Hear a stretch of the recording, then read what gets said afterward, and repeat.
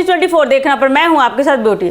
देखिए, जैसा कि आप जानते हैं कि बिहार विधानसभा चुनाव जैसे जैसे नजदीक आ रहे हैं वैसे वैसे राजनीतिक गलियारों में हलचल तेज होती दिख रही है। बता दें कि राज्य में विभिन्न राजनीतिक दलों के बीच रणनीतियों का दौर शुरू हो गया है और इसी कड़ी में एनडीए यानी कि राष्ट्रीय जनतांत्रिक गठबंधन में एक बड़ा और ऐतिहासिक बदलाव देखने को मिल सकता है। यह बदलाव न केवल बिहार की राजनीति को प्रभावित करेगा बल्कि बता दें कि देश की राजनीति पर भी इसका गहरा प्रभाव पड़ेगा।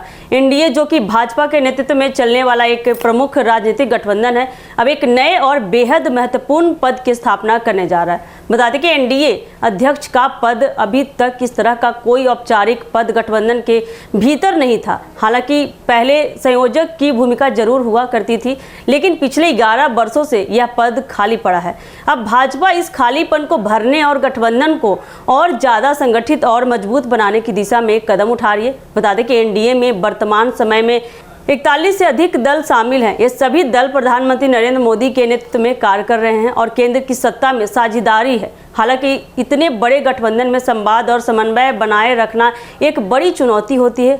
आपको बता दें कि हर दल के अपने अपने मुद्दे, हित और प्राथमिकताएं होती हैं जिन्हें एक मंच पर लाना आसान नहीं होता। इसी कारण बता दें कि अब यह महसूस किया जा रहा है कि एक ऐसा वरिष्ठ नेता होना चाहिए जो सभी दलों के बीच पुल का काम करे, उनके मुद्दे को सुने और सरकार से उनका समुचित समाधान करवाने की दिशा में भी प्रयास करे। एनडीए में कभी यह भूमिका संयोजक निभाया करते थे। संयोजक गठबंधन के सभी घटक दलों के साथ संवाद स्थापित करने और सरकार के साथ उनकी बातों को साझा करने का कार्य करते थे। लेकिन बता दें कि पिछली बार जब यह पद सक्रिय था तब शरद यादव विपक्ष में रहते हुए इस भूमिका में थे।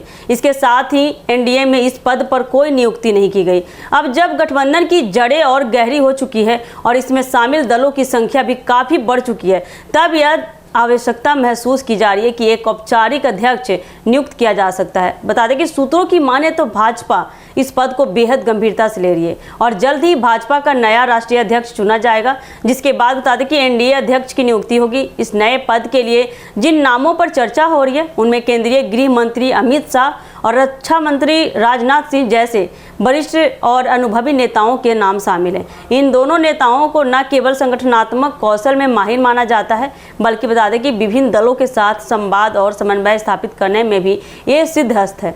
एनडीए के दक्षिण भारत में विस्तार की कोशिशों के बीच वहां के घटक दलों की भी इस निर्णय में महत्वपूर्ण भूमिका मानी जा रही है। बता दें कि एक प्रमुख दक्षिण भारत सहयोगी दल के नेता ने बताया कि उन्हें लंबे समय से एक ऐसे नेतृत्व की जरूरत महसूस हो रही थी जो क्षेत्रीय हितों को भी केंद्र में रखकर काम करे और संवाद को प्राथमिकता दे। ऐसे में एनडीए अध्यक्ष का पद गठबंधन को और अधिक संगठित बनाएगा।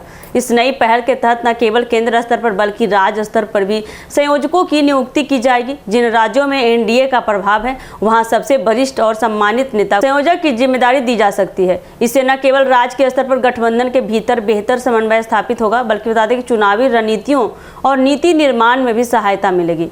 एनडीए अध्यक्ष की नियुक्ति से यह साफ संकेत मिल रहा है कि भाजपा अब गठबंधन को लेकर चुनावी मंच नहीं बल्कि एक स्थायी, सशक्त और संगठित राजनीतिक ढांचे के रूप में देखना चाहती है। यह एक रणनीतिक कदम है जो आने वाले विधानसभा चुनाव में भाजपा और उसके सहयोगी दलों को मजबूती देगा। साथ ही विपक्ष के लिए यह एक कड़ा संदेश भी होगा कि एनडीए अब ज्यादा एकजुट और संगठित है। कुल मिलाकर बात करें तो एनडीए में अध्यक्ष पद का सृजन एक दूरगामी सोच का परिणाम है जिसका उद्देश्य सिर्फ सत्ता हासिल करना नहीं बल्कि शासन, नीति निर्माण और राष्ट्रीय स्तर पर मजबूत गठबंधन की स्थापना करना है। अगर यह प्रयोग सफल होता है तो यह भारतीय राजनीति में गठबंधन संस्कृति की दिशा बदलने वाला कदम साबित हो सकता है। तो ऐसे ही अपडेट के लिए बने रहिए हमारे एक न्यूज़ 24 के साथ। दीजिएगा इजाजत। धन्यवाद।